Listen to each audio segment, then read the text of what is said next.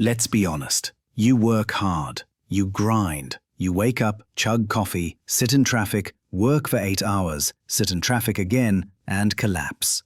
You are doing everything society told you to do. So why is your bank account stagnant while some guy on the internet making cat videos is buying a Lamborghini? Here is the uncomfortable truth that schools conveniently forgot to teach you. Hard work is not directly correlated to wealth. If hard work were the only factor, construction workers and nurses would be the wealthiest people on the planet. But they aren't. The problem isn't your effort. The problem is your math. You are operating on an outdated equation that was designed for factory workers in 1920, not for wealth creators in 2024. You are trading time for money, and that is a game you are mathematically guaranteed to lose. Today, we are going to fix your operating system. We are going to look at the specific calculation rich people use to make decisions, the hourly rate protocol, and how you can use it to stop being a busy poor person and start being a productive rich one. The trap of linear income. Here is the fundamental flaw in your strategy. Time is finite. You only have 24 hours in a day. If you sleep for 8 and survive for 4, you have 12 hours to sell. If you sell your time, your income has a hard ceiling. It doesn't matter if you are a janitor making $15 an hour or a high-end lawyer making $500 an hour. If you stop working, the money stops flowing. You are a high-paid laborer, but you are still a laborer.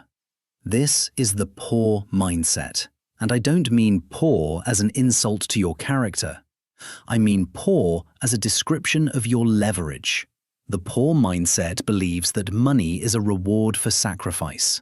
I suffered for 8 hours, so pay me. The rich mindset realizes that money is not a reward for time. Money is a receipt for value. The market does not care how long you worked on something. It only cares about the result. If you can write a piece of software in 1 hour that solves $1 million problem, you get paid $1 million. If you spend 100 hours digging a hole in the backyard that nobody asked for, you get paid 0. Rich people detach their time from their income. They trade value, not hours. But before you can make that jump, you have to stop wasting the time you currently have. Calculate your real hourly rate, RHR. We need to get clinical. We need a number. You cannot optimize what you do not measure. Most people think they know what they make. I make $50,000 a year. Okay, but what is that per hour? Roughly $25. But that's the gross number. That's the fake number. To find your real hourly rate, you need to factor in the life tax. How long is your commute? Unpaid. How long do you spend getting ready for work? Unpaid. How long do you spend decompressing or doom scrolling because your job drains your soul? That is a cost of doing business. If you make $200 a day, but you spend 10 hours on work-related activities including travel and stress recovery, your rate is $20 an hour. Now, here is the twist. I don't want you to make decisions based on what you are earning now. I want you to make decisions based on your aspirational hourly rate.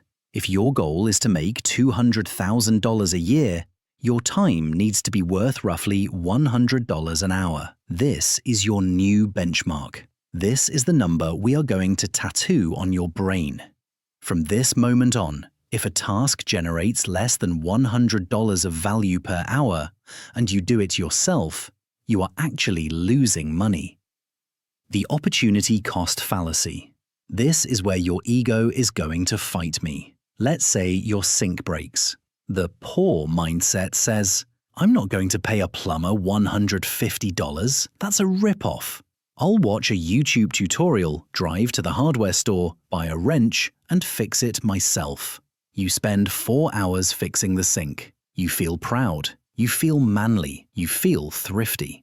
I saved $150, you tell yourself. No, you didn't. If your aspirational rate is $100 an hour and you spent 4 hours playing plumber, that sync cost you $400 in potential value. You just paid $400 to save $150. You are in the red by $250. This is called opportunity cost. Every hour you spend doing low-value work is an hour you cannot spend doing high-value work. You cannot learn a high-income skill, start a side business, or network with investors while you are scrubbing your toilet or mowing your lawn. The rich understand that saving money by doing it yourself is often the most expensive choice you can make. The psychology of busy. Why do we do this? Why do we insist on doing low-value tasks? First, it's the sunk cost of education. We are trained by the school system to be generalists. In school, you had to do your own math, your own writing, and your own art. If you got someone else to do it, that was cheating. In the real world, getting someone else to do it is called leadership. Second, it's productivity theater. Cleaning your inbox, doing laundry, or organizing your desktop icons feels like work. You get a dopamine hit. Look at me, I'm busy. But being busy is not the same as being effective. Rich people are ruthlessly lazy about low-value tasks, so they can be aggressively active about high-value ones. The outsourcing algorithm. Okay, so how do you actually apply this if you aren't a millionaire yet? You use the outsourcing algorithm. Step 1. The audit. For the next 3 days, write down every single thing you do. Not just work, but everything. Cooking, cleaning, driving, emailing, editing, coding.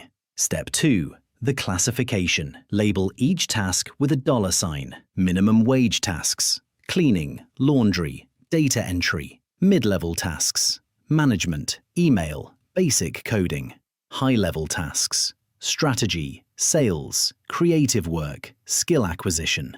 Step 3. The fire. Look at the dollar tasks. These are the enemies of your wealth. You need to fire yourself from these jobs immediately. If you can hire a neighborhood kid to mow your lawn for $40 and it takes you 2 hours, do it. You just bought 2 hours of your life back for $20 an hour.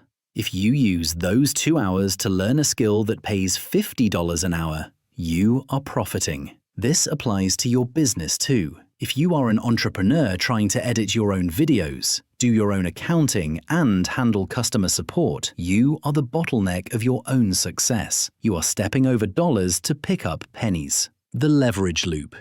Now, I know what you're thinking, but I don't have the money to hire people. This is the catch-22. You don't have money because you don't have time. You don't have time because you don't have money. How do you break the loop? You start small. You don't need to hire a full-time personal assistant. You trade the low-hanging fruit first. Order your groceries for delivery. It costs $10 extra, but saves you 90 minutes. That's a steal. Use Fiverr or Upwork for the tedious parts of your side hustle. Automate digital tasks with AI. Every time you buy back an hour, you must reinvest that hour into the high-level tasks. This is crucial. If you pay someone to clean your house and then you spend that time watching Netflix, you are just burning cash. That's consumption, not investment. But if you use that bought time to build an asset, a business, a portfolio, a brand,